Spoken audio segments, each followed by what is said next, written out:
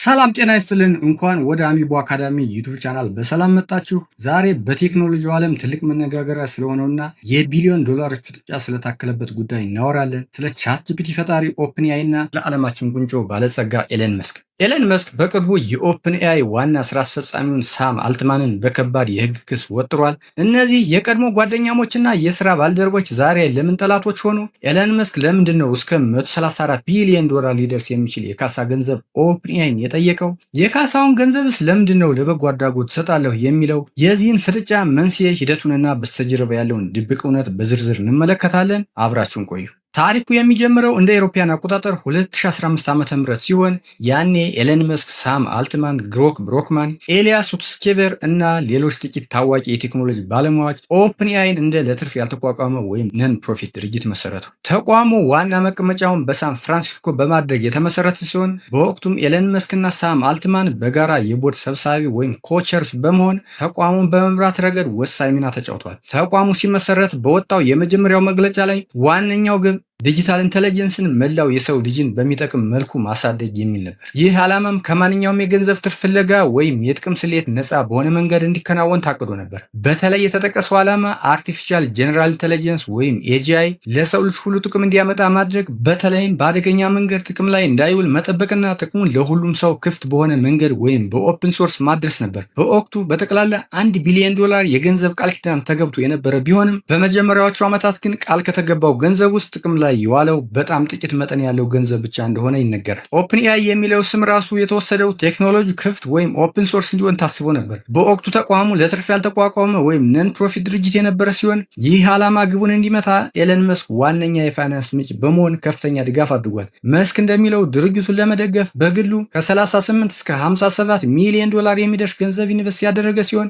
አንዳንዴም መጠኑን ከፍ በማድረግ እስከ $100 ሚሊዮን የሚጠጋ ገንዘብ እንደሰጠ ይገልጻል። እሱ እንደሚለው ገንዘቡን የሰጠው የሰው ልጅን የሚጠቅም ኤአይ ለመመስረት እንጂ አሁን እንዳለው ገንዘብ የሚያጋብስ ሚስጥራዊ ቴክኖሎጂ ኩባንያ እንዲሆን አልነበረም። ነገር ግን እንደ አውሮፓውያን አቆጣጠር በ2018 ዓ.ም መስክ ከቴስላ የስራ ጫና ጋር ተያይዞ የጥቅም ግጭት እንዳይፈጠር በሚል ሰበብ ከኦፕን ኤአይ ቦርድ ሊቀመንበርነት ለቀቀ።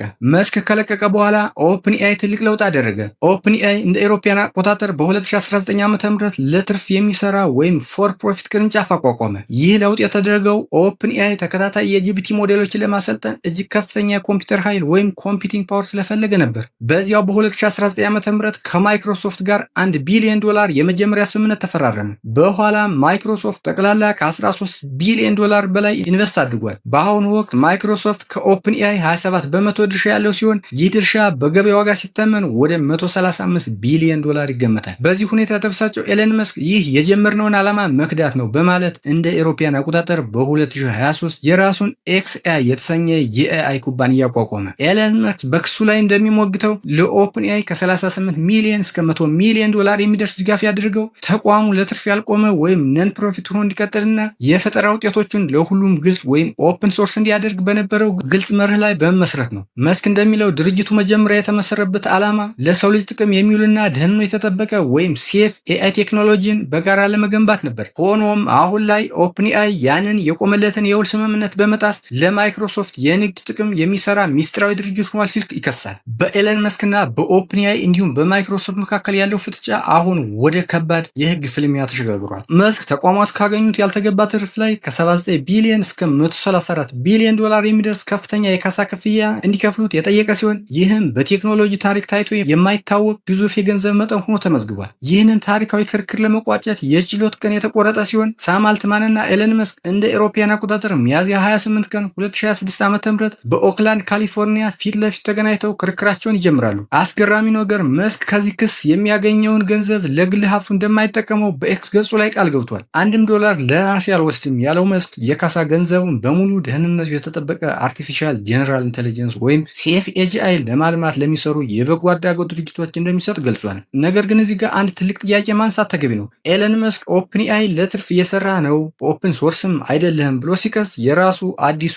የኤአይ ድርጅት ወይም ኤክስኤአይ ምን እየሰራ ነው? ኤለን መስክ የራሱን በኤክስኤአይ ኩባንያ የተቋቋመውን ግሮክ የተሰኘውን ሰው ሰራሽ አስተውሎት ወይም ኤአይ ኦፕን ሶርስ ነው ቢልም በተግባር ግን ይህ የግሮክ ኦፕን ሶርስነት አሁንም አጠያቂ ሆኖ ቀጥሏል። ምንም እንኳን ኤክስአይ የግሮክ አንድን ሞዴል ዌይትና አርኪቴክቸር በ2024 እንዲሁም እንደ ኤሮፓያን አቆጣጠር በ2025 ግሮክ 2.5ን በተመሳሳይ መልኩ ክፍት ወይም ኦፕን ሶርስ ቢያደርግም የቅርብ ጊዜዎቹ ግሮክ 3 እና ግሮክ 4 ሞዴሎች ግን ሙሉ ቴክኖሎጂያቸውና የስልጠና ኮዳቸው ለዚህ ይፋ አልተደረገም። በተጨማሪም ኤክስአይ ክፍት ላደረጋቸው የግሮክ ሞዴሎች የሰጠው ፈቃድ ወይም ላይሰንስ የራሱ የሆነ ገደቦች አሉት። ለምሳሌ ተጠቃሚዎች የግሮክ ሞዴሎችን ወይም ቴክኖሎጂ ውጤቶችን ተጠቅመው ሌላ አዲስ የአይ ሞዴል እንዳያሰለጥኑ ወይም እንዳያሻሽሉ ይከለክላል። ከላይ ከጠቀስናቸው ገደቦች በተጨማሪ ግሮክ ኤአይ ሌሎች በርካታ ገደቦችም ይታዩበታል። ከእነዚህ መካከል በቅርቡ የቀረበው ከፍተኛ ጥራት ያለው ሱፐር ግሮክ አገልግሎት በክፍያ ወይም በሰብስክሪፕሽን ለተመዝገቡ ተጠቃሚዎች ብቻ የተገደበ ነው።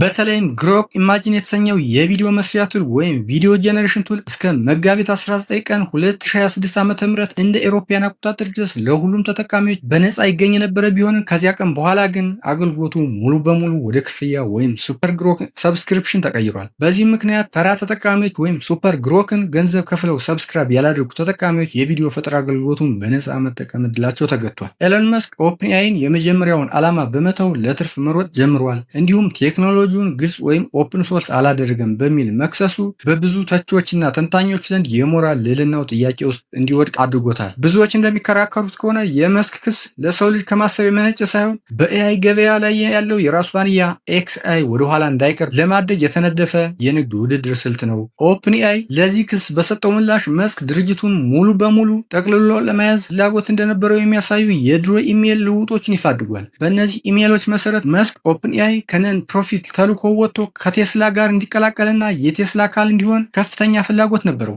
በተጨማሪም ኦፕንኤአይ በገንዘብ ራሱን ችሎ ከጉግል ጋር መወዳደር እንዲችል ቴስላን እንደ ዋና የገቢ ምንጭ ወይም ካሽ ካው ለመጠቀም ሀሳብ ከማቅረቡም በላይ በኩባንያው ላይ የዳይሬክተሮች ቦርድ ሊቀመንበርነትንና ዋና የስራ አስፈጻሚነትን ስልጣን በመያዝ ሙሉ ቁጥጥር እንዲሰጠው ጠይቆ ነበር። በመሆኑም ኦፕንኤአይ እነዚህን የመስክ ጥያቄዎች ባለመቀበሉ ምክንያት መስክ ድርጅቱን ትቶ መውጣቱንና አሁን ደግሞ ተቋሙ ስኬታማ ሲሆን የኔ ካልሆነ ይጥፋ የሚል አካሄድ በመከተል በህግ ለማደናቀፍ እየሞከረ እንደሆነ ይነገራል። በአጠቃላይ ይህ ፍጥጫ የሁለት ሰዎች ጥበብ ብቻ ሳይሆን የሰው ሰራሽ አስተውሎት ወይም ኤአይ የወደፊት ዕጣ ፈንታ ምን መሆን አለበት የሚለውን አቅጣጫ የሚወስን ታሪካዊ ጦርነት ነው። እንደ ኤሮፓያን አቆጣጠር የፊታችን ሚያዝያ 28 2026 የሚደረገው የኦክላንድ ችሎት ብዙ ምስጢሮችን ይፋ ያደርጋል ተብሎ ይጠበቃል። ውድ የቻናሌ ቤተሰቦች እናንተስ ምን ታስባላችሁ? የኤለን መስክ ክስ ለሰው ልጅ ከማሰብ የመነጨ ወይስ ኩባንያውን መቆጣጠር ስላልቻለ የወሰደው የበቀል እርምጃ? ኤለን መስክ በካሳ የሚያገኘውን 134 ቢሊዮን ዶላር ነው ለበጎ አድራጎት እሰጣለሁ ማለቱ የሰውየውን እውነተኛ ቅንነት ወይስ መስክ ክሱን የመሰረተው ለግል ጥቅሙ ሳይሆን ለፍትህና ለህዝብ ጥቅም ነው የሚል የሞራል በላይነት ለመቀዳጀት የተጠቀሙበት ሽፋን ይመስላችኋል? የራሱ የግሮክ የክፍያ አካሄድስ ተቃርኖውን ያሳያል ብላችሁ ታስባላችሁ? አስተያየታችሁን ከታች በኮሜንት አጋሩኝ። ቪዲዮውን ከወደዳችሁት ላይክ ማድረግና ለተጨማሪ የቴክኖሎጂ መረጃዎች የአሚቦ አካዳሚ የዩቱብ ቻናልን ሰብስክራይብ ማድረግ እንዳትረሱ። ስለተከታተላችሁኝ ከልብ አመሰግናለሁ። በሌላ ቪዲዮ እስክንገናኝ ደህና ቆዩ።